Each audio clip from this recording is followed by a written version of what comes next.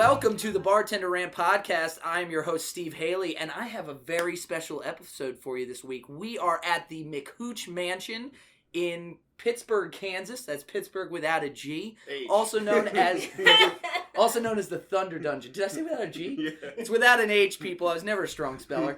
I'm always joined by my fantastic co-host.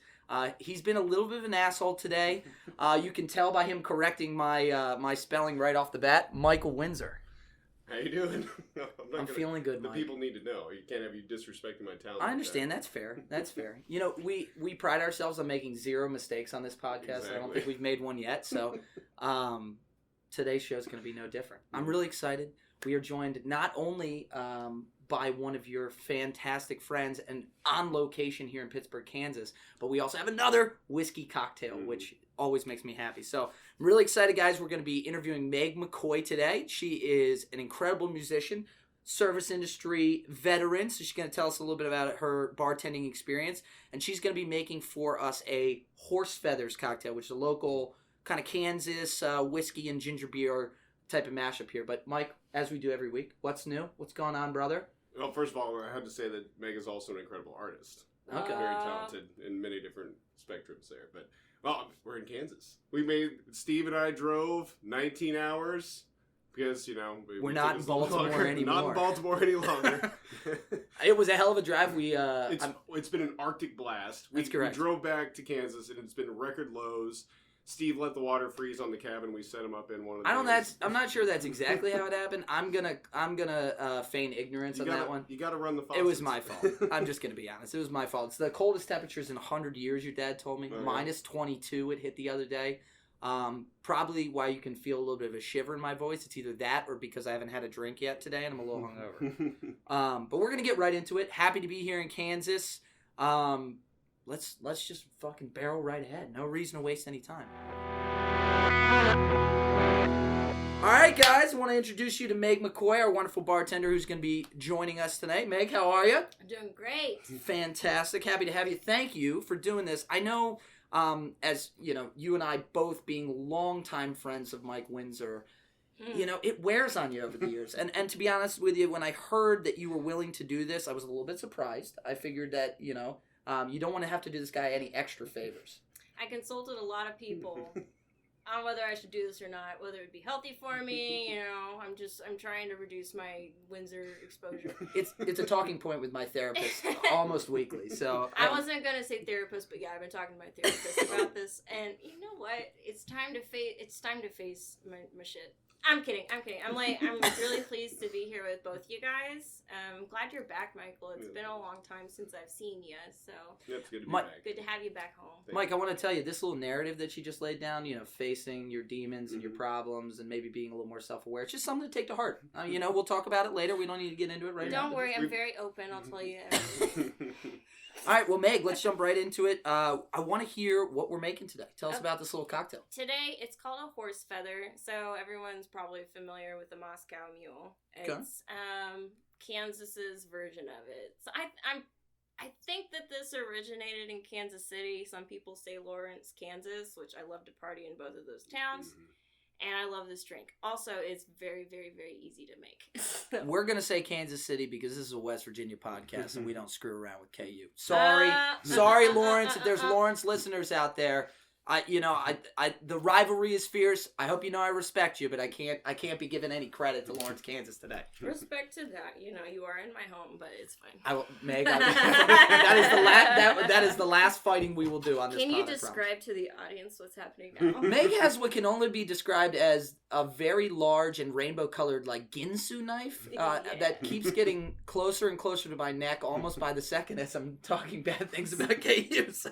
Thank you for describing. I'm putting it down now. Did I mention Fog Arena? Beautiful, beautiful facilities. Yeah, really nice joint. Absolutely. So anyway, this drink it has 4 ingredients in it. It's really simple. You can use whatever kind of whiskey you want. Okay.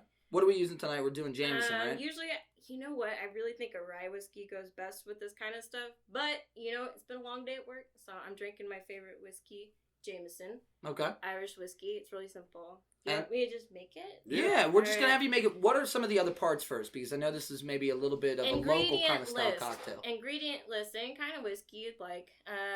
You're going to also need ginger beer. Okay. You're going to need a lot of ginger beer for that. And also, this is optional. I like to use a little sweetened lime juice. Just a tiny bit. And also, you're going to need limes.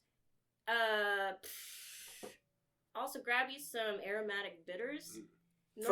Normal bitters will work, but with the ensemble here, I went with the aromatic. For all of you listeners out there, it's probably just good to have a staple of aromatic bitters in the house. They go in so many different drinks. Same thing with the sweet and lime juice and the ginger beer. You know, if you keep those on stock, they're pretty cheap. That's the thing. Like, I didn't have to go shopping today because I always keep this shit. Boom. And this is always a really good option. Well, and it's important that I'm glad you told us the ingredients because, of course, Steve, here at the Bartender Rant podcast, we have a motto. What's our motto? What is it? Don't just listen along. Drink along. That's right. I better make these drinks then. So for all of you listeners out there that are putting this together, Meg's putting about, I'd say, you guys can probably do 1.5 ounces of the whiskey. We're going to probably crank that up a little bit because, when in Kansas, right? So we're doing about 2 ounces of whiskey here. And it looks like we're going to kind of just top that off with some ginger beer. This is a pour-only drink. I see. You don't shake it. So these are going to be pretty strong. These are small glasses. But, you know what? I feel like you guys could deal. I love the name, too. It's very whimsical. Horse feather? A horse feather. I wish I knew the story behind that. Well, when I heard it, I thought it was maybe akin to a man of war, which is like pretty much like a Manhattan with GM. I've never had that before. Yeah, and there's another one called a war horse, which is kind of a variant of that. And so I thought maybe it had something to do with that. And then I heard whiskey, but what's in those? I don't know. So Man of War it's bourbon, it's sweet vermouth, it's GM bitters, and I'm missing one part. It might be blood orange, but it's not quite important. I feel like my brain is not working today, and okay. Now my bartending knowledge is being put on test here. Well, I'm gonna catch you up with what I've been doing here. So I poured in you should probably do 1.5 ounces of whiskey, but then I filled up the glass all the way up the rest of the way with ginger beer. Leave yourself maybe like a 1/2 inch, and then just like dash. I would just dash with some lime juice if you decide to use it, just a tiny bit. And then actually go ahead and squeeze some lime in there too. Beautiful. Yeah, we're big about the fresh ingredients. Yeah. Changes the experience thoroughly. These are definitely probably not in season, but I got them at Walmart. A whole bag of them. There's nothing that will keep the cold away and scurvy like a little fresh citrus to keep you going through the winter. For all of you Texas listeners out there, let me just say that our hearts go out to you. I hope that your homes are warm, or your bundles of blankets are warm, or your whiskey is keeping you warm. Yeah. One of those, because I know it's been a tough couple weeks. So by the time this airs, it will be warm in Texas. Yeah, too, probably. So probably. Your wish will come, by the time this gets to people in Texas, it'll be 3 years from now. So once this airs, how do I find it? Like, how do I listen to this? We're going to have it up on all different platforms. If you check out the plug at the end of the pod, it gives you every area where you can listen to it. But here's what it's kind of like a du jour, right? You can get it anyway. Well, du jour is of the day. So it's not like a du jour at all. It's more of a buffet style. Get it any way you can. We'll have it on all different social media platforms, Patreon, hopefully on Spotify as well. Try to make it as easy for you guys to find as possible. So Meg is actually adding some lime twists here too. This might be the fanciest drink we've had since the blue cheese stuffed olive martinis with the plastic fork garnish, a whole olives on there. Yeah, really. I can get one if that's what you're accustomed to. No, I like to cut the rind off of stuff just because I don't know. I love old fashions, and so I try to make everything like an old fashioned. So. I think a fresh twist is nice. It gives you that kind of zest of the fruit, but not always the full tart. So, all right, so let's dig in here. Do you mind if I just pass one out here to Mike? Yeah, it's gonna be. Usually, I kind of stick a straw in it and just go jam it right down the middle. That's all right. We'll jump in head first here. It's gonna be aromatic. Here you go, Hooch. Cheers, Mike. Yeah, we should say we're also joined by a long-term friend of mine and Meg's boyfriend, Hooch, as well. So, He's listening. You're the first audience member. It's live. good to be here. I'm honored. If you're not in your car pumping your fist to this wonderful man Hooch, the king of McHooch Mansion, then you're doing something wrong. You know, it's very special to have an audience. This is our first time actually having somebody else in here. So, all right. Well, thank you for these cocktails. They are delicious. Yeah, I saw you pour a lot of whiskey in, and that is delicious. It's so nice. I right. There's I actually poured very little ginger beer in there. Put very little lime juice, but like that zest. If you get that zest on there, and it's so smooth. It's so smooth. It's so smooth. It's easy too. Mm-hmm. You know what I mean? This is a scary drink, though. I feel like the next thing you know, the whole bottle of whiskey's gonna be gone. Yeah, exactly. Well, let's talk about the last time Michael and I had a bottle of whiskey. No. We're not gonna do that. Why? Come on, that's exactly what we're here for. I don't remember that night. Unfortunately, I bought a handle of Jameson. What we're drinking here tonight. Big freaking. And handle. I showed up. I was like, guys, I went to the liquor store. I'm just getting so I have it for a few weeks or whatever. When I woke up the next day, that bottle was empty. And my head hurt. Yeah. It was a fun night out at the hill, though. It really was. I mean, from what I remember, I definitely. It was a lot of fun. Now, do you ever have one of those scenarios where you wake up the next day and you find the bottle and it's completely empty, and you actually wonder yourself for just a few seconds, is that the same bottle, or was there is there a full bottle somewhere else in this house that we should try to hunt down? It was that same feeling, like I should be alarmed when I wake up someplace and I don't recognize it that much. I should be alarmed. Not that. That's not what alarmed me. What alarmed me was I went to grab my whiskey to take it home. It was empty. I knew it was mine. But there's nothing worse than that feeling. I mean, it's like that. It's like the bottom drops out on you. It was bad, but it was fun. Well, so one of our first questions, to kind of get us kicked off here, we want to learn a little bit more about your service industry experience, and okay. In this modern age, all of us young people trying to get along, we all have our LinkedIns, we're putting ourselves out there. This is your Drinkton, all right? So I want to hear kind of how you got into the service industry. Kind of maybe the extent of your experience. Was it bartending, serving, and maybe some of the places you worked? So sure. Actually, I'm kind of like on the fringe of the service industry because I've always made money off of it, but I haven't been a server. So I started playing music when I was like 17, 18, and the only place to play it is bars and stuff. Mm-hmm. So I basically, all through college and stuff, that's where I made my money. I put a little band together, and I was like, fuck, people throw money at you, and it's not that hard. I love doing it, and I made a bunch of great people. Was that mainly Deadeye? That was Deadeye. Before that, it was a funk band when I was in high school. We played at JB's the night it closed. Little Pittsburg history for all you locals tuning in. And after I've played in all sorts of different kinds of bands, metal bands, bluegrass, all this because you get free drinks. I drank for free for like 5 years.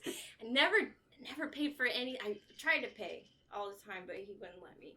And I learned that I could. This is what I like doing, and the friends you make along the way. Yeah. So anyway, I wasn't literally a server for a long time. But once I stopped playing music and stuff, the girls moved away and I was getting a little bit older, doing an office job at night. I started bartending at the bar I used to play music at every week. What was that bar? TJ Lelands. Oh, we were just there the other day. Yeah, you. That was my spot. Mm-hmm. That's a nice little joint. I like it there. We had a nice time there, didn't we? Yeah. It's a good kickback bar. You know what I mean? Yeah. You're never gonna have more than 100 people in that joint if it's packed to the gills. Yeah, it's good. It was good. I have a lot of good experiences about that. But other than that bar, I've probably played it. I've played at dozens of bars. So half Pied Piper and then a little bit of bartender experience as well. Mm-hmm. I love that. I mean, I can say I'm sure Mike's going to tell you the same thing because Mike is the big music junkie between the two of us. But 15 years in the service industry, nobody that you love more than the musicians that come in, DJs. They get people going. They get people drinking. You know what I mean? It is a match made in heaven. And I'm going to say that, because Baltimore has a great music scene, but honestly, Pittsburg, Kansas, for a small college town, has had a great music scene. Fantastic. Deadeye, your band, friggin' awesome. So you have to understand, for those who aren't in Pittsburg, Kansas, we do have a college in town, and but that's not why the music scene is so good. For some reason, that amazing musicians, and so the bar TJ Lelands is the main music venue in town, and it has really been the spot. They're the best part because they always have pre-COVID.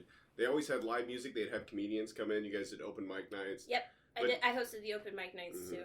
Yeah, but man, so many, Deadeye, Sexsonic Plates, Trauma Parlor, The Bends, just so many awesome bands that it was awesome to get to come and see them. I have to think part of it is geographic for you guys. I know... we're in between a lot of places. Yeah, and just thinking off the top of my head here, like, a lot of the cities north of you have these incredible, like, blues and jazz influences from generations ago, like Kansas City and St. Louis. Definitely. But then you're smack dab right next to Texas, Arkansas, Oklahoma, Missouri. So I think there's a lot of different maybe cultural influences happening there as well. We're really the heart of a lot of folk music too. Winfield Bluegrass Festival goes on in western Kansas. I mean, we intersect a lot of different musical styles. The more I've been hanging out with Mike over the years, the more I've gotten a lot of that kind of influence from this part of the country. What's the one tandem ladies group that we were listening to the whole way out here? Oh, Bird Cloud. I'll tell you what, I'm having a damn fun time listening to Bird Cloud. If anybody wants some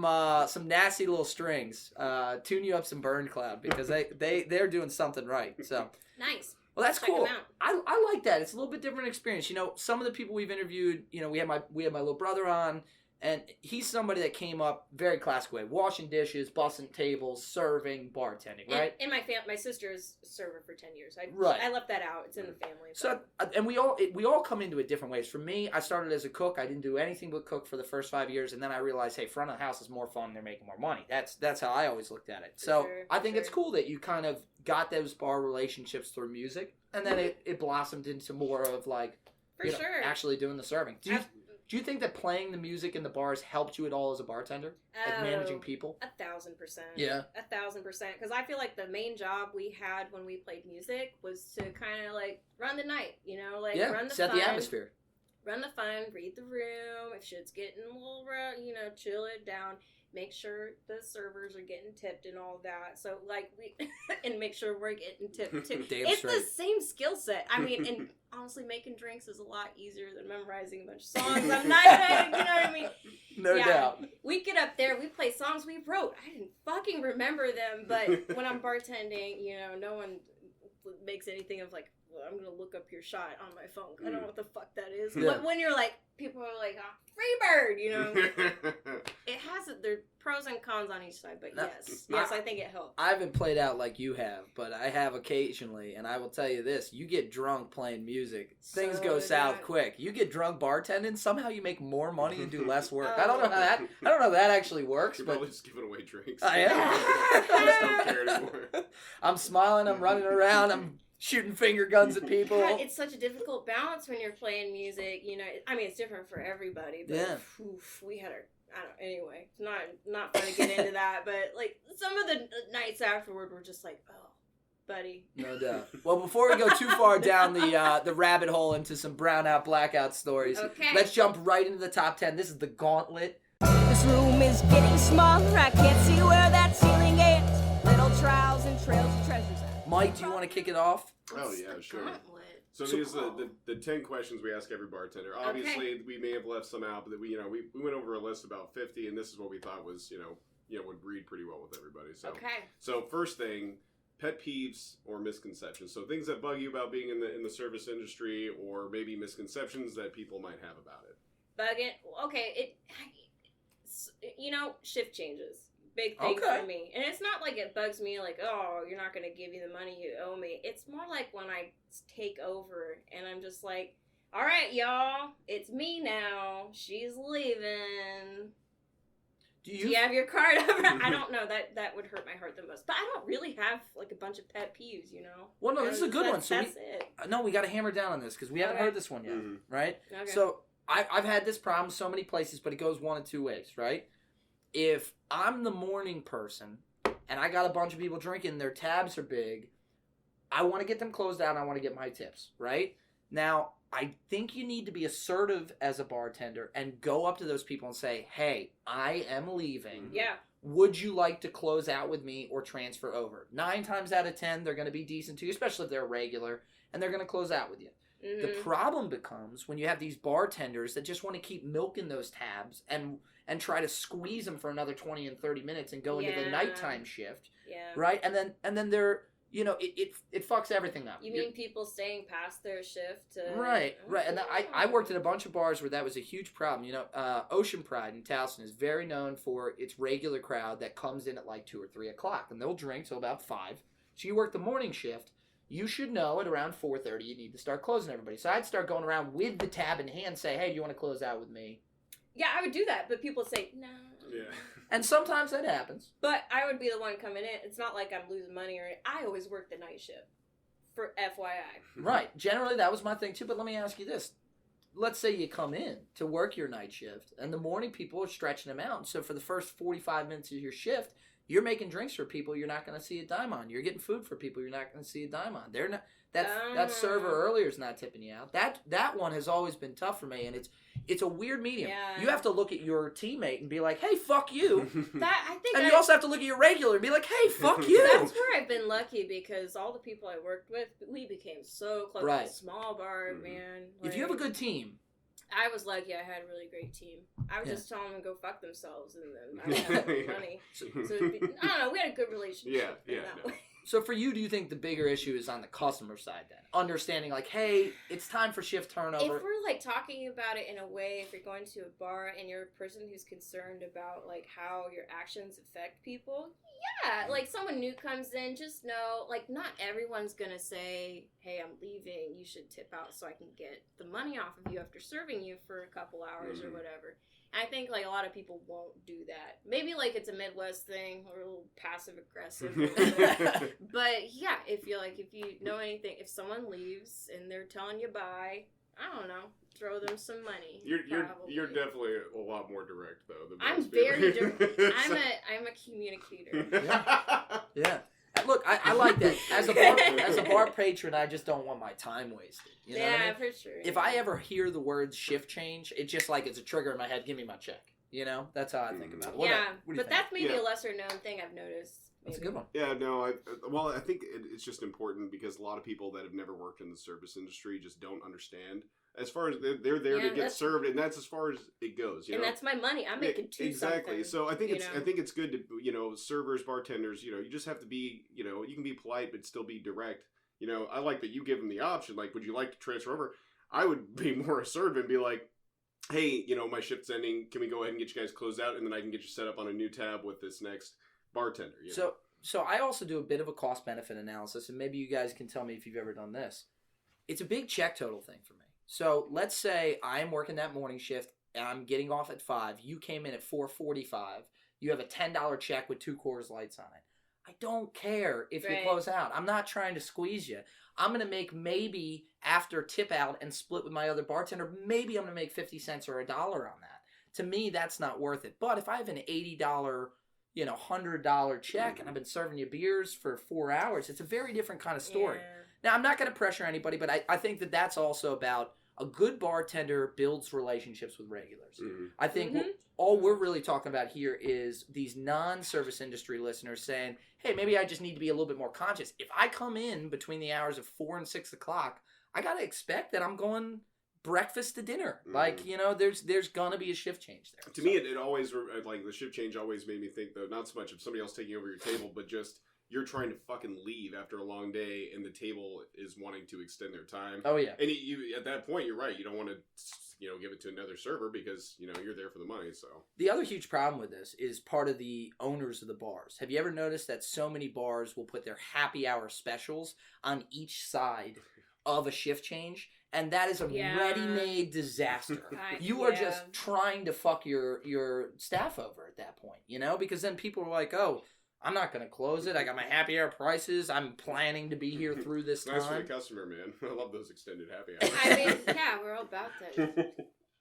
Yeah, for sure. Well, this kind of leads right into the next question. Best tips and worst tips, right? So do you have any great tip stories or just absolute nightmares? Didn't somebody give you their watch? Yeah.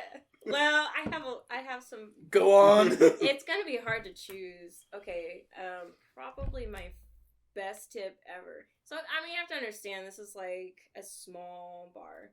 It's like we have a lot of regulars who took very good care of me. Or you're getting kids from the college who it's their 21st birthday and they've never tipped anybody before in their life. But the most memorable, best one, I'm saying I've never got rich off of this bar, but it was a shark tooth necklace. It was a necklace with a shark tooth on it. Wow. And it wasn't theirs. We found it, and I was being like, considerate, just like, hey, keep this. I was like, well, this is a shark tooth. You should have it. And you don't find them in Kansas very often. We don't have, for those of you who are not local, we don't have large bodies of water or sharks. They do have gators, though. Don't let them tell you different. No, we don't. Only ones that have escaped. This is just the worst story, but I mean, it's important to me. No, I think that's nice. Yeah, and I was just like, it was difficult to give it up. And at the end of the night, she gave it back. Oh, nice. Tips don't always have monetary value. No, I had a really good set of regulars one time, and all I would talk, it was a couple, older couple, all I would talk to them about was how much I love to cook, and they love to cook. Mm-hmm. And one day, they come in, they tell me that they're moving, they're moving down to Florida, and they wanted me to have their kitchen knives because they didn't want to take them with them. And I still have, I know it seems weird, beautiful. but for somebody who's 21 or 22, I have Walmart knives that can't cut shit, it meant a lot. You're reminding me of so many things my regulars have given me. Like in this house, I'll show you when you're looking around, but so yeah, shark tooth necklace is my highlight. But I gotta hear the watch story though. Come on, that's pretty good. The watch story, it was watch. It was the guys from El Caballo de Oro, right? I gave it back. Yeah. Give me a little more details here. So you bartending in this particular evening? I always bartended night, like Fridays, Saturdays, Thursday, Fridays, Saturdays until 2 a.m. when bars closed in Kansas. So everyone who worked in kitchens would often come into the bar. Mm-hmm. And it was like these group of guys who worked at the El Caballo de Oro Mexican restaurant down the street. Great spot. Shout out. What's your favorite dish there? Great food. The guac is off the hizzy. It's so good. These guys would come in and they'd always be super fucking polite. They would tell me I'm, beautiful all night, and every single time they would tip me insane amounts of money. I can't imagine. It must have been what they split with the service. I was like, just two guys, $80-$90 for two Coronas and some chips. It's amazing. They were so wonderful. And then one night they used fucking watch. I was like, thank you. Are we talking like a Timex or a Rolex here? Like, is this thing diamond studded? Is he? I don't know. I'm a simple small town Kansas girl. I don't know what kind of watch it was, but it was shiny. Was it heavy? It was heavy. Okay, that's a good sign. It was heavy. And did I tell you the story? Or were you there? You just told me that somebody gave you their watch, and I never forgot that because that's such an odd thing. I gave it back to him because I felt really awful. Am I the only one here having very, very hard Pulp Fiction vibes? Like, I wish somebody could do a decent Christopher Walken impression where he's like, I carried that watch for 3 years in my ass. I don't know why my brain immediately. Maybe it's just the word watch. I don't know. I probably that's a Pavlov's dog. Well, I mean, a watch is like a sentimental thing. Yeah, no doubt. And this guy had this nice watch. He's working as a cook somewhere. I'm just like, this has to be something to you. Like, see, I value a shark tooth. Give me a fucking watch now. Let this be a lesson, folks. If you had any questions about where your next vacation should be, it should be to Pittsburg, Kansas, to come see Meg bartend and play music. Because me tell you, she's so damn good. People will take off their jewelry and just give it to her. They're expensive watches. Just say Meg's name, we'll give you a discount on the Airbnb. That's right. Do I get one? Yeah, you can just stay for free. I already told you that. Meg referred. All right, we're going to take a little bit of twist here. I want to hear the worst drink order that you ever got. Whether it was foul or whether you just why, sir? Why are you drinking a triple Long Island right now? It's 2:00 in the afternoon. It's kind of, okay, I fucking, Three Kings. You ever make a Three Kings? Is it similar to Three Wise Men? Yeah, I think. Well, okay, I'll move to my other hated one then that you'll recognize. No, tell us about Three Kings. It was just a bad night. And I hate having to look up anything. Okay, so for background, we all settled into our little roles. I was the birthday hype shot girl. I don't know. I like bringing a mood up or whatever. And that brought it down. But I think my least favorite, liquid marijuanas. Okay. I've never heard of liquid marijuanas. I made one time. And then from that day forward, everyone came to me for the liquid marijuana. And you regretted it. And I tell you, it's bright green. It's very attractive to kids. And it has 20,000 ingredients in it. It doesn't have that many. It's just like... There's a reason that alcohol labeling doesn't look like the cereal aisle. It's not supposed to be. It's not supposed to be bright and fucking green cheery. And, like, I don't know. And so, to make a liquid marijuana, like, I don't remember the exact liquors, but it's basically a Long Island with a little, like, it has the blue curacao in it and, like, fucking melon liquor, so it's bright green. So I gotta tell you something. It's all liquor, yes. I gotta tell you something. What? There's a different name for the same shot that you're talking about right now. But, hey, I wouldn't make the shot, I made the drink. Oh, you made it into a drink. I made it into a drink one time. Yikes. To be funny, and then... See, that is a huge regret. What's the shot? Well, I was just going to say, in Ocean City, Maryland, for the last year or so, there's been this shot floating around amongst a bunch of bars, and I've noticed as we've gone down there and hung out with some friends, it's called the Flaming Blue Jesus shot.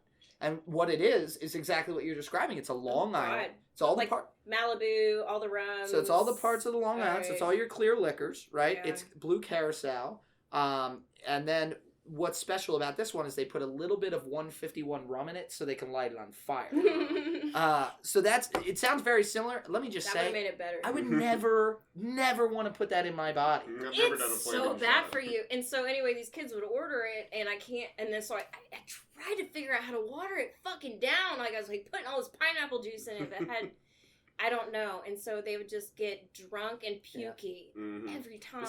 And it took forever to make. Sid's most hated drink was a Long Island, so it's kind of funny that we're carrying that through. It's basically a Long Island, but green. The people who order that are fucking trash. Here's the deal: we always had Long Island specials, so I can make that shit fat. I don't know. So this is the other kicker that I'm glad you just said that. Like, as a bartender, it's definitely about what bar I'm working at, right? Like, if I'm at a high-volume bar and you come in and you ask for some very elaborate cocktail and I'm busy and I probably don't have 6 parts, I'm going to be upset with you. If I'm working at a craft cocktail bar, I'm not bothered by any means to make that for you.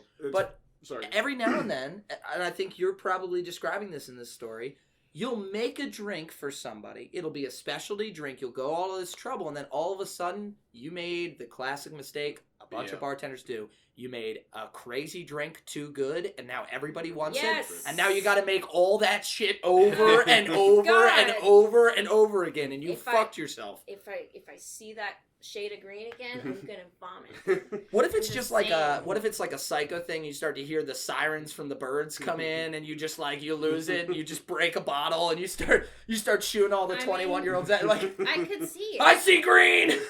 I could see it. It could happen. So I think we could expand this question too to not only worst drink orders, but maybe worst drinks that a bartender has served to you.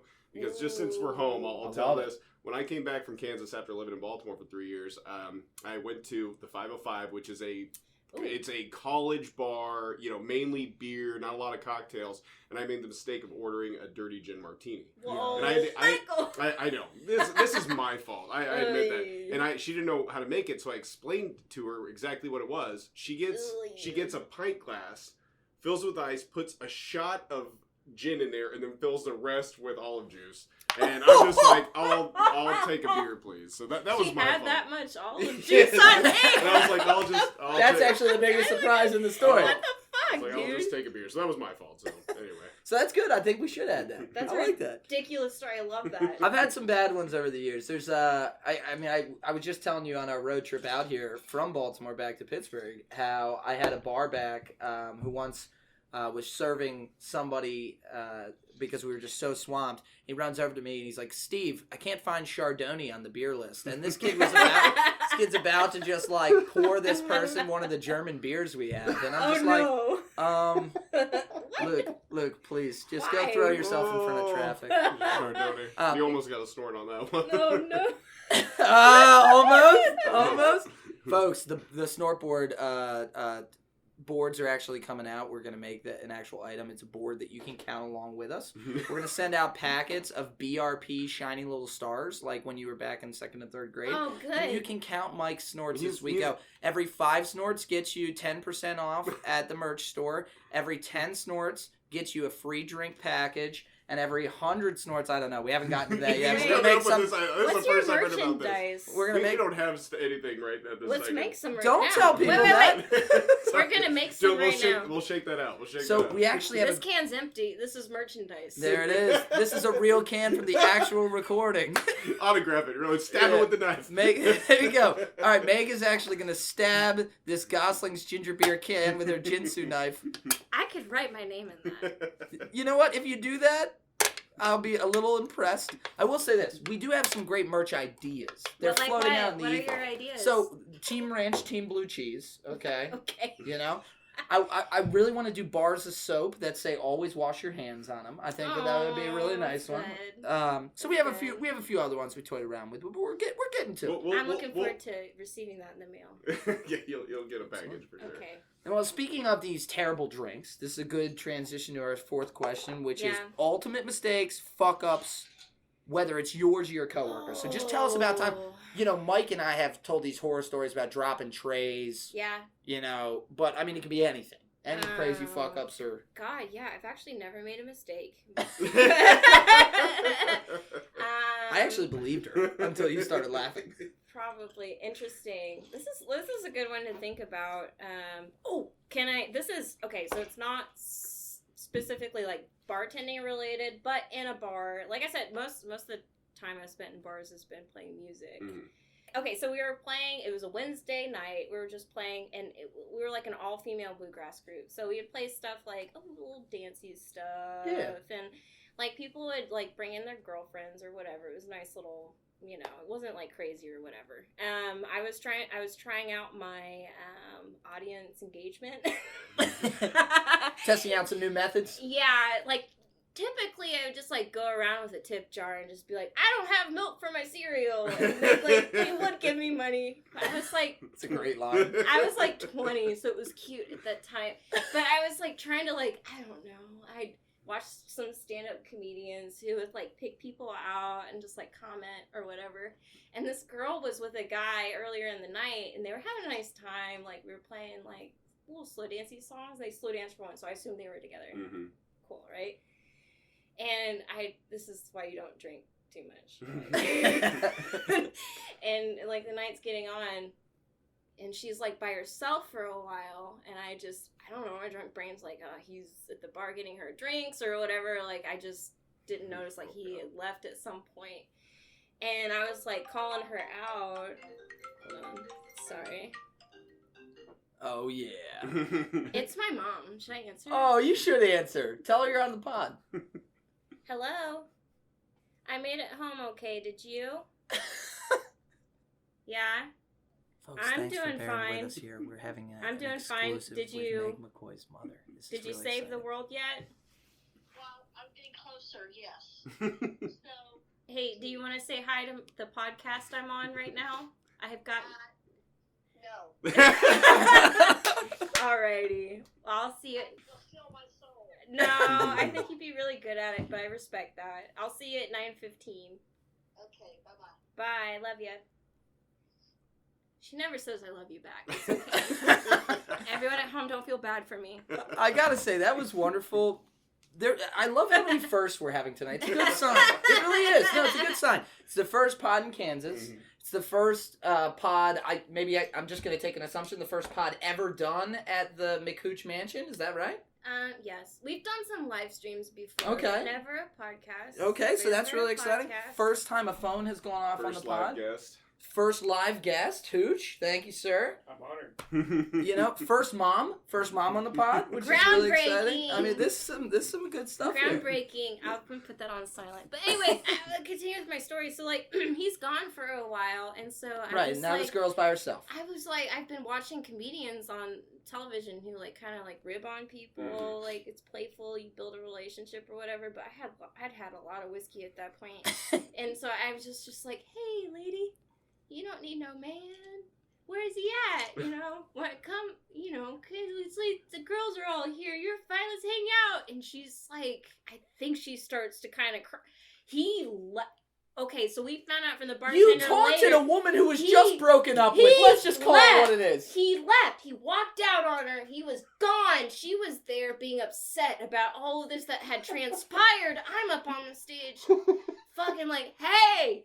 Meg, there's a fair to decent chance that after they finished slow dancing, he sat her down at the table and he finally admitted to her that he's been having sex with her sister. Do you think I never got the story? And then he said, this is over. She's pregnant. We're running away together. Our baby's actually her baby. And he just took off in his pickup. Can we back up? And like, I can see, like, everyone can empathize, like, why I would be on, like, I was joking, right? Yeah, they were fucking pounding around, and they were, like, romantic before he that. was setting her up. He was setting her up. You've got to do it in a public place. I remember serving a table, and the guy was like, hey, I'm here to break up with my girlfriend. So, yeah, he was like, can you set us by a bunch of people? When he sat down?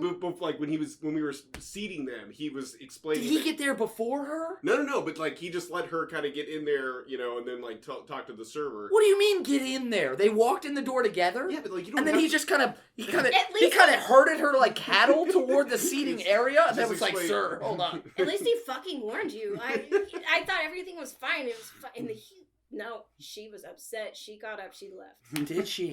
And I still think about that sometimes when I'm trying to go to bed. Oh my god! If you're out there, I'm sorry. Oh my god! It was a Wednesday night. It was called Bobby G's. You're listening to Deadeye. I'm sorry. Yes. If you are that person, I beg you to call in because I'd like to talk to you. Do we have a call-in line? Yes. It's my it's my cell. It's in the show notes. Okay. I would like to talk to you before Springer reaches out because if I have to be sitting watching Maury in late afternoon TV one day and I hear a sob story about how I heard that my boyfriend was having sex with my sister as I was listening to Deadeye at Bobby G's. That's probably what happened. And that's what ruined my life. Like, if I have to hear that. Meg, would you mind his make me really sad. Why don't you bring those glasses over here? Oh! I think it's time. Everyone needs one. All of a sudden, all the glasses flock to the whiskey. How does that happen? I think it's a perfect time to grab a few more horse feathers. And we're going to take a quick little break, y'all.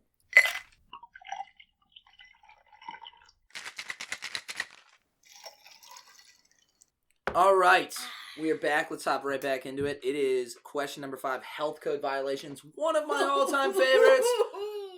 As we always say with health code violations, Michael. Protect the innocent. And the guilty. Okay. All right, so no names unless you want to make up fake names. It's highly encouraged. Okay. One of the things that I will remind you about this category is I really need descriptive qualities of the individuals involved. So you might not give their names, but if you could kind of paint a picture of who this person is, you know what they look like, that will be helpful for me in the audience. A person who violates health codes? No, not a specific person, but have you ever seen any health code violations, participated in any, you know, or heard of them in your service industry experience? I'll say we're a small bar.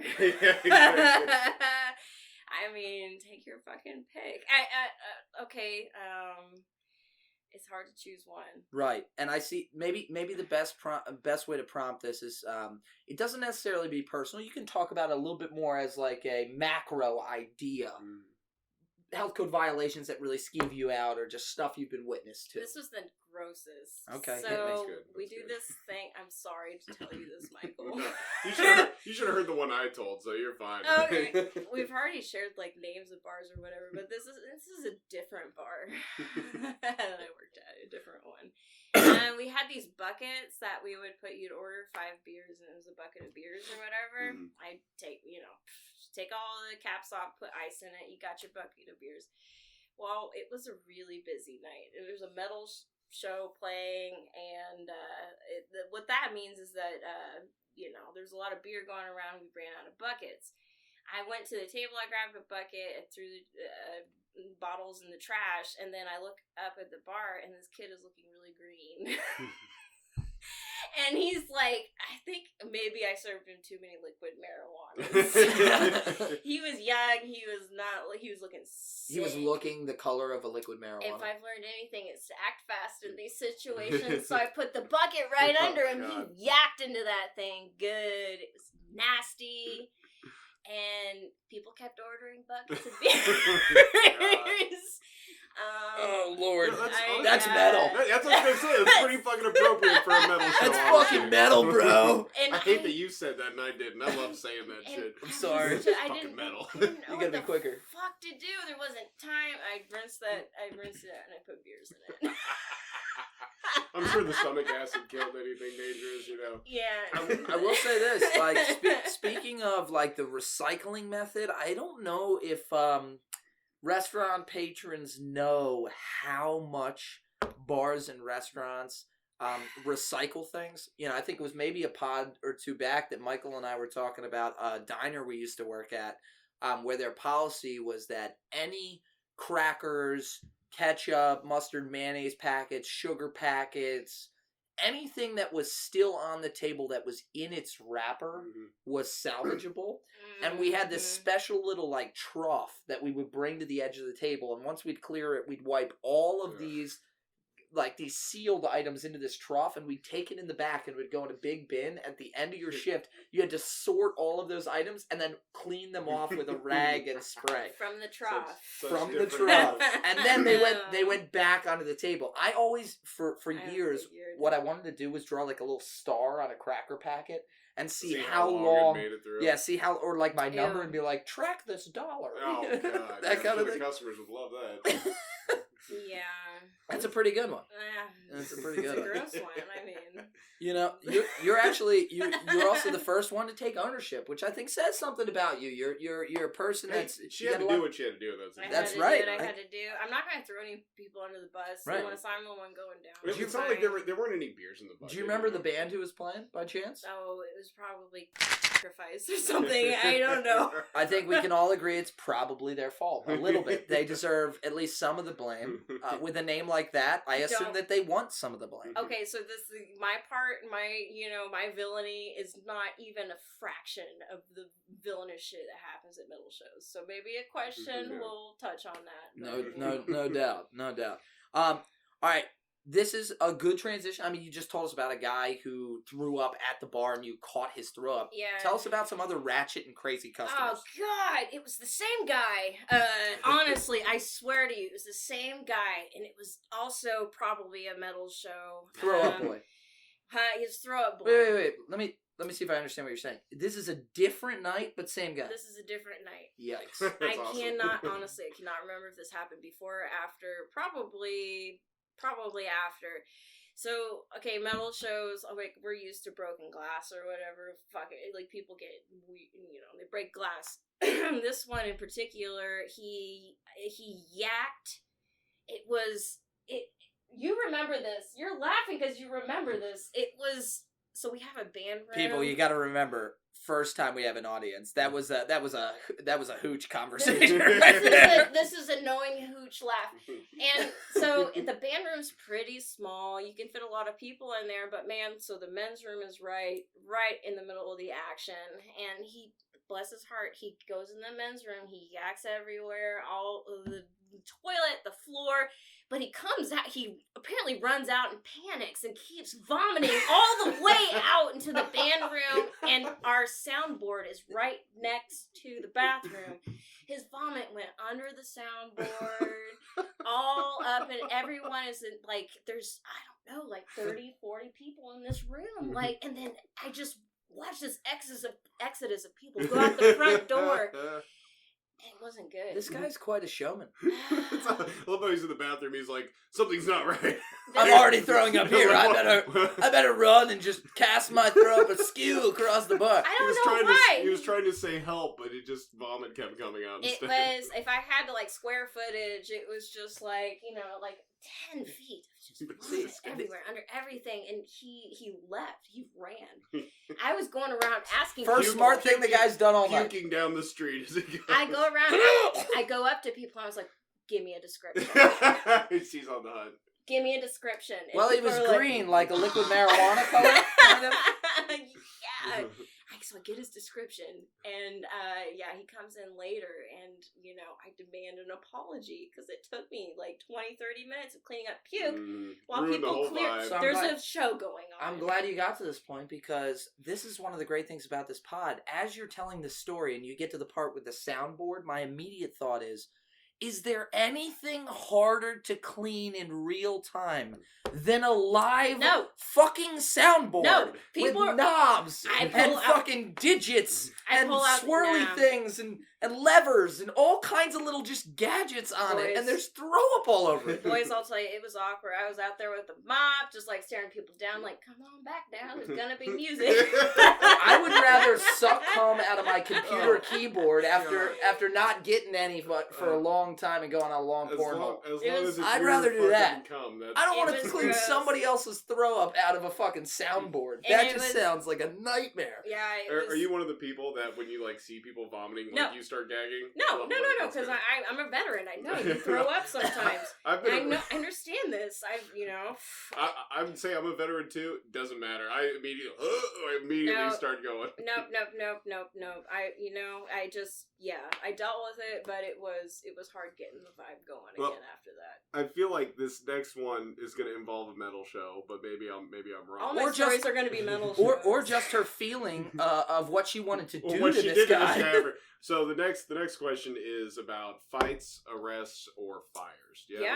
Any good stories in that vein? The funny story was, honestly, it was a small bar. I'd be bartending on my own many times, which I took a lot of issues with. I'd say all the time, I was just like, hey, can you not, schedule a guy with me? Can we pay $8 to a bouncer just hang out? And so Hooch, who is in the audience, would hang out with me while I bartended, because it was Thursday, Friday, Saturdays to close, and people would come in all coked up or whatever, just like causing issues. So I actually bounced many people on my own if Hooch wasn't there. And probably the worst one, we have one person who is blacklisted from the bar. Is it this? Hold on. So the guy that we were just talking about is not blacklisted? That's not him. He apologized, right? If you can imagine, so the dude who's premiered in 2 other of my stories, he was not the dude. He was the only guy who was banned from that bar. Wow. But for some reason, when I bartend, he would show up every time. But successfully bounced him every single time. I never got hurt. You know what I mean? Why was he banned? Why do you think? Fighting? I'm pretty sure he would pick fights. He would make women uncomfortable. Oh, I know the type. Yes. Yeah. Is he a hoverer? These people that just kind of, they can't let it go. They have one conversation with somebody, and then it's just he's hovering and a stalking, and then there's some anger after that, and the next thing you know, they're getting that kind of thing. Well, I'm going to describe a person. I'm going to say alcoholic, which is just, there's certain types who get like dead eye. Yeah, and ornery, yeah. And they turn into like an alien being that is just made there to make you feel uncomfortable. It's Arnold Schwarzenegger from Terminator 1. Challenge you to fights. Yeah. So anyway, I think I'm supposed to be telling a specific story. No, we just any fight in general. Honestly, someone got stabbed outside one time while I was bartending. Is this with Justin involved? Is it that story? We need to slow down. Justin was the first one. We're going. So there's multiple stab stories. We're going a little too fast here. We're going a little too fast here, people. All right. I'll tell the Justin one though. Justin witnessed a stabbing. Okay, so Justin is a good friend of ours. He also does the Airbnb. Right. He also lives here. The people don't know about the Airbnb yet. Yeah, so we talked about it on one of the podcasts. Oh, maybe we did. I can't quite remember. It's not important. I'll tell him again now. All right. Now we can get you. I am plugging that fucking Airbnb. Listen, all right. All right. We need to have a little tangent, as we tend to do on the Bartender Rant podcast. Mike is trying to plug his side hustle right now. And look, I support him. I'm staying in his cabin. I can't say I'm going to give him a great review this week. I mean, my pipes froze over. I didn't have any but it was your fault. That is that is not what we're talking about right now. There's no hot water today. Also, maybe my fault. Again, at least I do the dishes. Okay. No, Mike wants to plug a side hustle. Him and his buddy Justin have built this beautiful cabin. It really is beautiful. It is. It's very accommodating. It has everything you can imagine. I mean, Netflix. You know, fucking Prime Video, Hulu, Heat. An owl ate something right outside the other night. Yeah, it was beautiful. Wow. I got to see nature. I got to see nature, people. And I got to say, some of the most beautiful sunrises I've got to witness in my life. So, you should check out The Hill on Airbnb. I'm happy to plug it, but my God, this man is just trying to make this the Bartender Rants About the Hill podcast. I'm just trying to provide some context. That's who Justin is. Justin drove back with us. He was in Baltimore with Justin me is for a minute. good friend of ours. He lives here right across the border in Missouri, but he works with Mike and some of our other colleagues like Hooch Hooch in the audience at CIC Powerbox. Another shameless plug for this family. My God, I'm not even getting a paycheck from this family, and I'm telling you, it's just free marketing left and right. No, but so Justin, great guy. He built a lot of the cabin. He's business partners with Mike on the Hill. So I just want to give you guys some context who we're talking about here. But so this is one of the stabbing stories. One of them, but we'll talk about the Justin one. So Justin is he's a good old country boy. He's seen some shit. He can handle it. He comes in, and I don't remember stories super great. Meg, I wish I would have just said that. I was actually standing outside talking to Justin when this. Oh, perfect. All right, Hooch. All right, Hooch. Just come on in. Come on in. It's happening. Take over, Hooch. So, talk right here toward the microphone. So this bar we're talking about, TJ Lelands, it's actually down the alley from another bar that's a little more skeezy. It's called The Break, and if you want to find some methamphetamine, you'll find it. You will find it there. So Justin and I are hanging out outside, and all of a sudden this guy, there's a bunch of screaming down the alley, and a bunch of commotion, and then this large fellow comes walking towards us and holding his neck. Not a good sign. Not a good sign. No, it's not. Not a good sign. And turns out he had just been stabbed in the neck.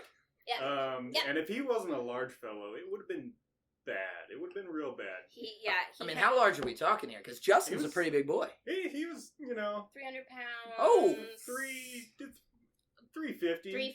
Probably 350. I gotta say, the one benefit of being, and I'm not saying this, I'm saying this as a medical term, morbidly obese like that, your blood pumps a little slower. You know what I mean? Yeah. It's harder to get up to the neck. So he bled out at maybe a slower rate, a slower pace. He had some natural padding, and if he had not, it would have been bad. I'm not a chemist. I don't know. And bartending at TJ Lelands, I'm used to hearing this shit all the time. People at OD down the alleyway all the time, but this was the first step. So, Hooch, what happens next? Does the guy keel over right in front of you? So no, he doesn't. He was fine. He was just this redneck, big dude that kind of took it. Wait, he was a redneck? He was kind of in a good mood. Wait. He was a redneck, or his neck was red from the amount of blood? No, he was bleeding profusely from his neck. Yeah. But he was kind of joke. He's in a good mood. He was very upset at the other fellow. Did he go to the hospital? Did he go into TJ Lelands and have a beer? I doubt it. No, I don't think so. No, he didn't come in. This is Kansas, mind you. Well, thank you. I mean, listen, I appreciate you, Sean. I know, but the story progresses pretty. It gets a little hairy So the guy with the knife starts to come down the alley. Yeah. But the guy with the knife is still on premises? He's here. Yeah. Listen, Hooch, look, Podcast 101, when I ask you for more details, you tell me that the guy with this knife is still there. Yeah, he's still hanging out. So our buddy Justin, he's a firearms enthusiast and always has it with him. And this is, I think he said it's the one time that, because he keeps a satchel with him, and this was the only time that he has put his clip in and felt it necessary. Now he kept it in his bag, but he did this in his bag. We were close, and it almost got real. So let's try to give the people a little bit bigger picture here. So the guy holding his neck comes over. The guy with the knife is then following him toward you guys? Yeah, and they're still screaming at each other. Now what happens? Eventually he just drops it and walks away? Eventually they just kind of go their separate ways, and it just kind of fizzles out. That was weird, because the guy who was stabbed was not Guys, he's probably like, you think this is bad? You should have seen what my sister wife did to me. Yeah. Kind of. Guys, I'm gonna be honest with you. This is gonna be a hot take. It's gonna ruffle some feathers out there, okay? It's gonna ruffle some horse feathers, but I'm telling you this. This is why I prefer knives over guns. You still walk away. You can be a little mad. You know what I mean? This is why I prefer them to have a knife and me to have a knife. So I worked in kind of a rough spot in Pittsburgh. But it's a nice place, you know. It's a nice we still place, encourage you to though. come on down. Thank you. And that's thing, but if there's violence inside the bar, Just I always take care of it, and no one ever hit me. So and just take it down to the break. You know, take it down to the break. We sent it down the alleyway. We actually had a lot of like head on down the alley. It was really that was our tactic. If a belligerent, awful person came in, we're like, "Hey, do you know there's pool down the alleyway?" I gotta be honest with you. This is gonna be a great T-shirt one day. It's just a dark alley with the silhouette of a man with a knife, and it just says "Take it down the break." Take it down the break, and There the it break is. would be for that. There it is.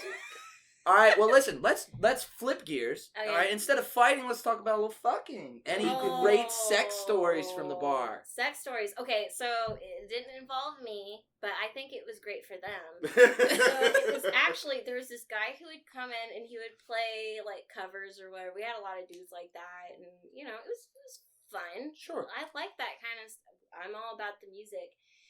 But this guy, like, he liked ladies and stuff, which makes sense.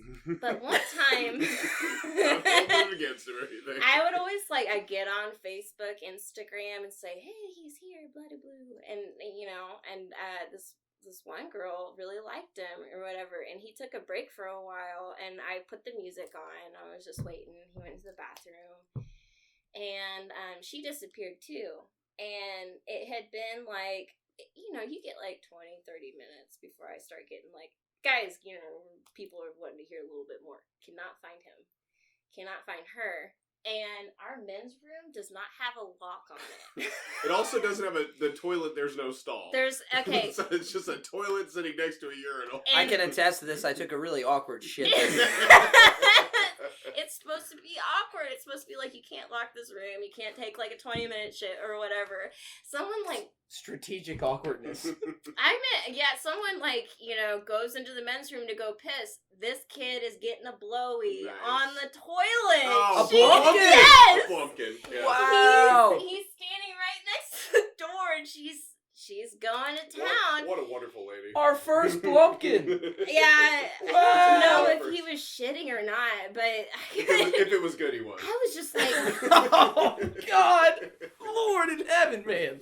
she took her time. I was like, it's been a minute. Get back on the fucking stage. So that happened. That's great. When he comes back to play, let me know. I coming will. out to see it. I think he's in prison right now.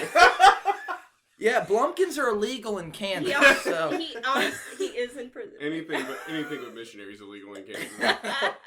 Okay, so that was great. So this next category is probably me and Steve's favorites. No doubt, one of our favorites. It's bar hazing, pranks, or games. Ooh. So I can imagine you could cook up some pretty devious stuff for some of your new employees, but So we honestly didn't have much turnover, but I definitely fucked with people. Is that what you're asking? Yeah, just for? any kind of any hazing or pranks, or we've had people who made up games to play with the other workers, to help pass the time during the shift. Games and stuff to pass the shift. I stayed pretty busy. I didn't really fuck with people too much. You know what I mean? I'll give you a good example. Maybe it'll spark some ideas for you. Throw something at me. One of the ones that we used to love to do is we would take our server pads. We would draw, just a normal penis, just ball, and shaft, right? Okay. You'd rip off that piece of paper and you'd hide it somewhere in the restaurant that a customer could find it. Under a toilet seat. Underneath a placemat. In a stack of menus, so that when the hostess pulled the 100th menu down, I know one. Okay, there's a cop, right? Okay, things like that. That's really clever. I'm not that clever. That's really funny. But I got into my head. I was gonna get really good at flair. You know what I mean?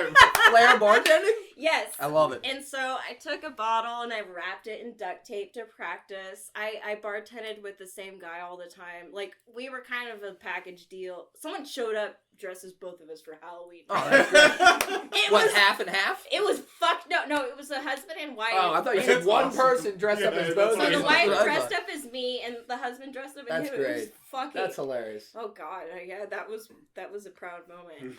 But like I got into it, I was like, Alex, we're gonna learn how to flare. And so, but I wouldn't warn him when I was about to practice. I got pretty good at some stuff. I'll get a coaster and I'll show you. In this scenario, are you Tom Cruise or are you? I'm gonna assume you have that kind of that sly grin from Cocktail. So I'm gonna give that to you. I would lie if I wouldn't say Cocktail wasn't like an inspiration for this thing. So I would grab my the bottle and then I'd just be like, flare.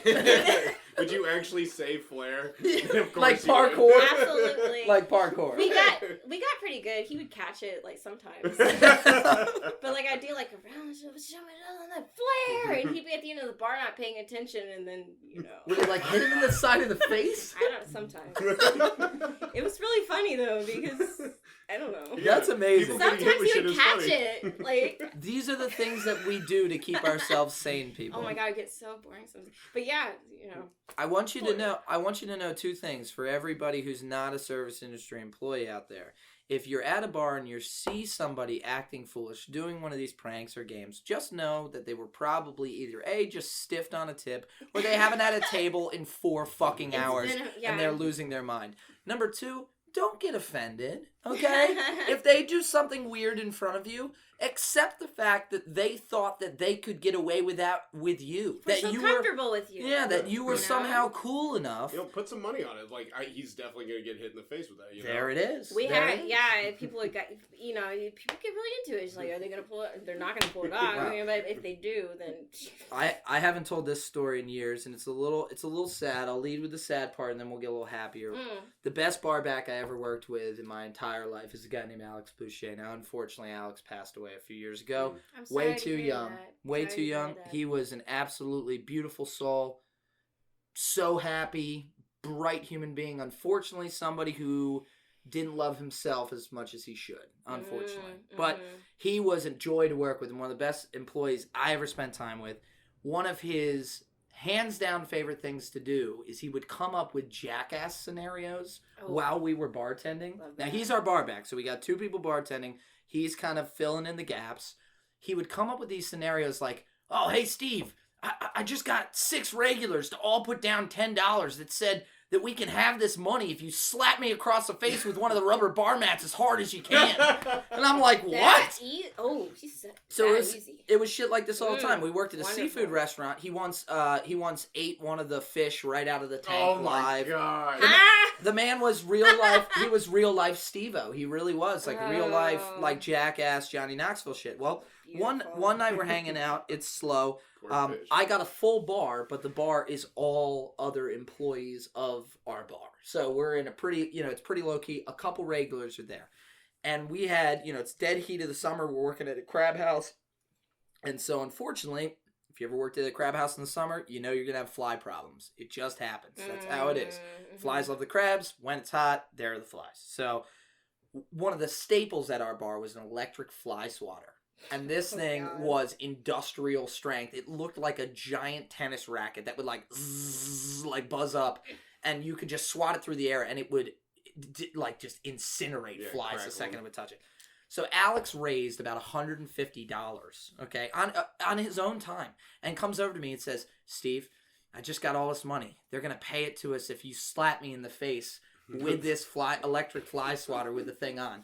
So we have somebody videotaping. I go to slap in the face. First time, it hits him, but it doesn't quite, it kind of malfunctions. It doesn't quite zap. And I'm like, I don't know how comfortable I feel. I don't know if I can do this again. He's like, hit me again. And I go and I smack him again. And this time, the second it hits the side of his cheek, there's a pop. What can only be described as an explosion of light. He falls to the ground and he gets up with a black ring burnt into the side of his cheek, and he's laughing maniacally like an idiot as he picks up the cash off the top of the bar. He was. That's, he that's was a bowling ball, industrious, man. That's Cash money. Yeah, there you go. You pour a drink, you get slapped in the face with electricity. I'll tell you what. Alex on his own got us more regulars than anything that I bet he did. anything that we did at that restaurant. It didn't matter if the drinks were good or the food was good. People were coming back to hang out with the three of us on our Saturday night shift That's the thing. because he was so entertaining. Rest in peace, Guy Hollywood. Miss you, buddy.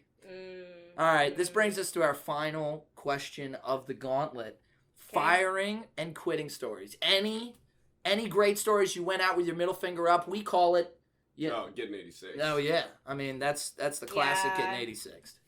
Okay, so like me personally or someone else? Just any good firing or quitting stories you might have. Okay, so I never walked out on anything. I'm one of those people, if you do me wrong, if you're also paying me money. I will get your description and I will hunt you down. I play my cards very metal. I play my cards very close to my chest because, we're all just trying to make it. I get it. But when I first started bartending, they hired a bunch of us on all at the same time. And so it was kind of like one of those Hollywood game show whatevers, a bunch of very different people came on. You're, Big Brother's house around. Or whatever it's called. You're looking around. It's who of us is gonna stick around? This is interesting. And there's this really cute blonde girl. Just seems very normal. She's got a few kids. She says she's managed a bar before, and we're like, okay, cool. We got a little mama here. I like that. I like mamas. She was strange. So she would come in, she wouldn't comb her hair, she'd be all jacked up on something, and she'd come from the break just before, right? Probably. She'd come staggering down the alleyway coming into work, and I was like, I did not expect this. And she put me into so many interesting situations. Did she ever have a knife on her? Not that I saw. I would be closing out or whatever. She would come in, and then she would just come in. She's like, "Oh, can I stroke you for a while? I've had a hard day." And I was like, "Whoa!" But she would just really just hug me and stroke my shoulders, and I was like, "Well, it cost me nothing." And she finally she was fired because she would, I don't know, we managed shit on our own. We closed out on our own. So one night she was just these people got into a big riot brawl in front of the bar, and I had to close it out and call the cops or whatever. Completely fabricated story, super, super, super strange. That was the weirdest firing I'd ever been involved in. So did you ever hear anything through the grapevine about specifics, or they were just we just can't put up with the crazy? It was completely fabricated. She just kept felt making leaving. stuff up? She just felt leaving. But I just was so confused. Why would you fabricate a bar brawl? It's so easy to check the cameras. And, that was the strangest position. Maybe she was the only one who could see it. But I will say, that's the worst firing situation I've been in at that bar, and that's probably a good thing. That's good. That's good. Not bad. Does she still come back in? No, I've not seen her since. Good. She's hanging out at the break. Not seen her since. Not seen her since. Well, this is great. I wish her all the luck in the world. Those were all great stories, and it's awesome. After all these drinks and all these great stories, we get to do the How's My Driving category. What's that? This is our final question. We like to clean it up at the end. Mike and I know this is going to come as a shock to you, Meg. We are not perfect, okay? We are just two souls striving to get better every single day, not at only just being human beings, but at being podcasters. So we'd love to hear your recommendations. Were there questions we didn't answer? Were there questions we didn't ask? Was there anything maybe in your life right now, food, drink, restaurants, any recommendations you have for us on this pod? I'd love to hear them. So recommendations. This is actually, I really have enjoyed all of these questions so far. But something I really feel we haven't touched on is just kind of the joy of this whole experience. We've gone with the extremes and stuff, but you know what? Why do we do this? That's so funny. Why? It's so funny that you asked So funny that. you should say that, Meg, because we're going to get to that in just a second. Oh well. But I like where your head's at. Okay. I'll just take a recommendation and run with it then. Okay, so, why do we go out, I have to say, if I was going to recommend something to anybody, is if you have something local going on that you can't find anywhere else, go out and see what it's about. I'm just saying, with drinking, it's really easy to fall into I'm gonna go get drinks, I'm gonna dance to music.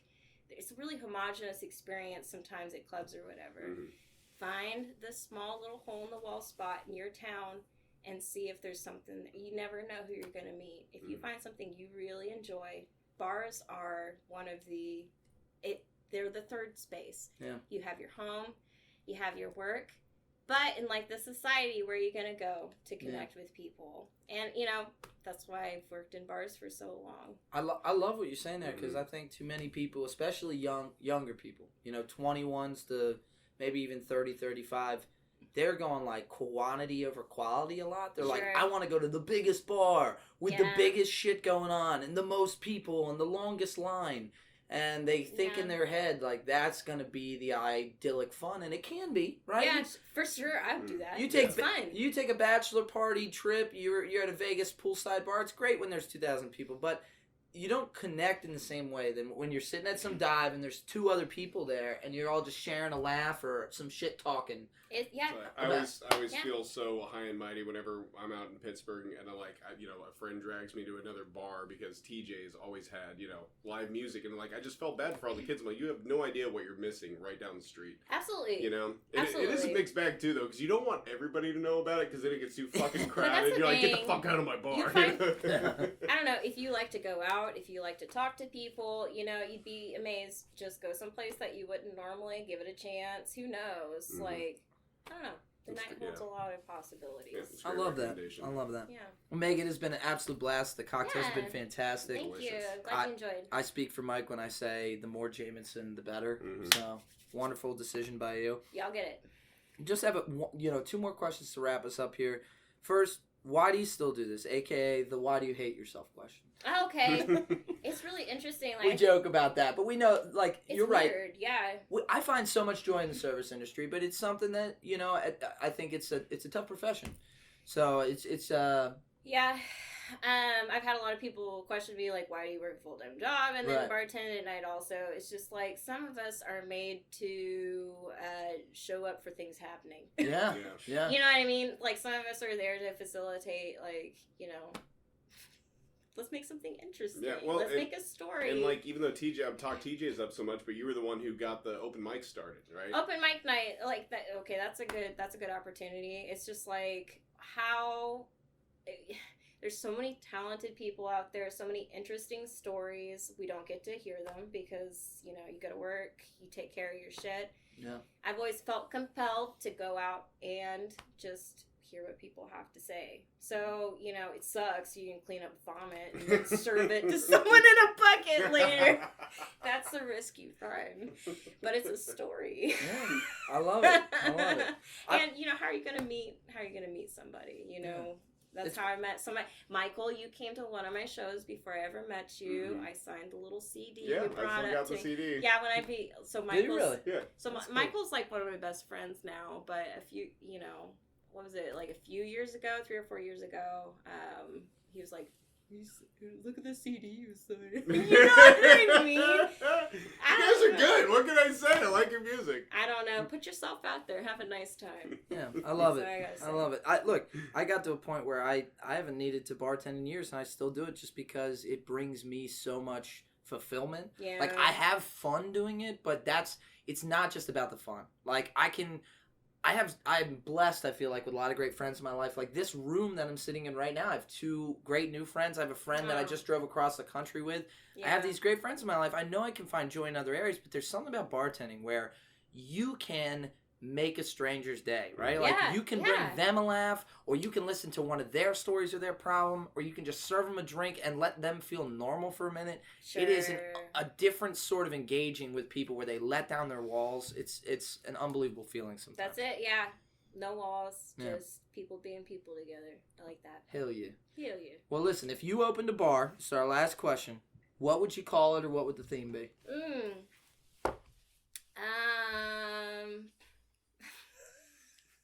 I don't know. This is the best spot question. I really do. I always felt like I should have a bar. It would probably be called, I have no idea, guys. That's fine. Yeah, that's fine. I was gonna talk to you about this first before. Why? Let's talk it out right now. Let's workshop this. So I asked my brother this question, and he goes, "I would never open a fucking bar." No, I don't. Seriously? He goes, well, he liked the Our House theme. Yeah. Was it Sid who said she never wanted to fucking do it? No, it was Anthony. Anthony. Yes. Shout out to Anthony Castino, who knows where his priorities lie. Well, I'm just gonna say, like, in my mind, like, if, you know, I follow my passion, I get very successful. If I have a bunch of money in my pocket, you know, to invest in something, I know I would definitely invest in a bar. For sure. And I'm assuming it would be something that would cater to some live music. Probably. Yeah.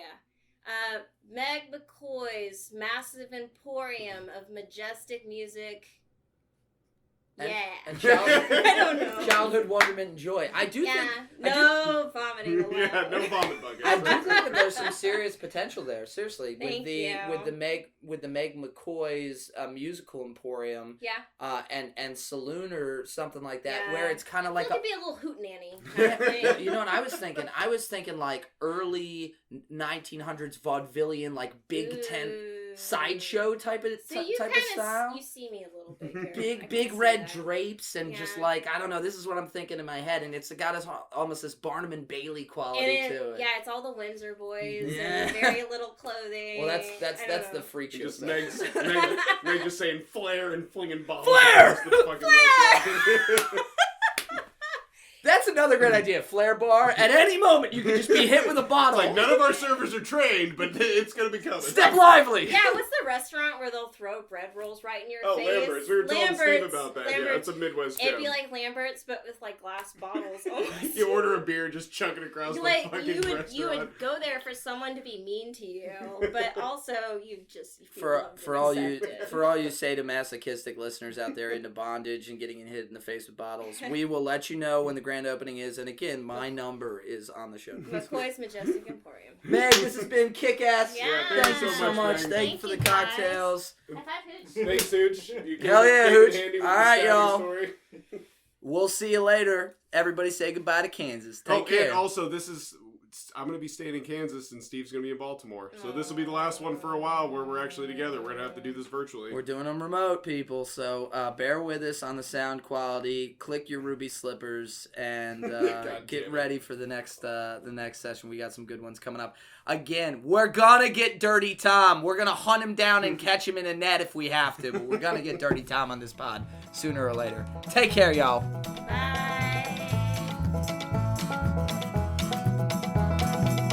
My mama told me if you do it, get it. Hey everyone, thanks for listening along. We really hope you enjoyed the show.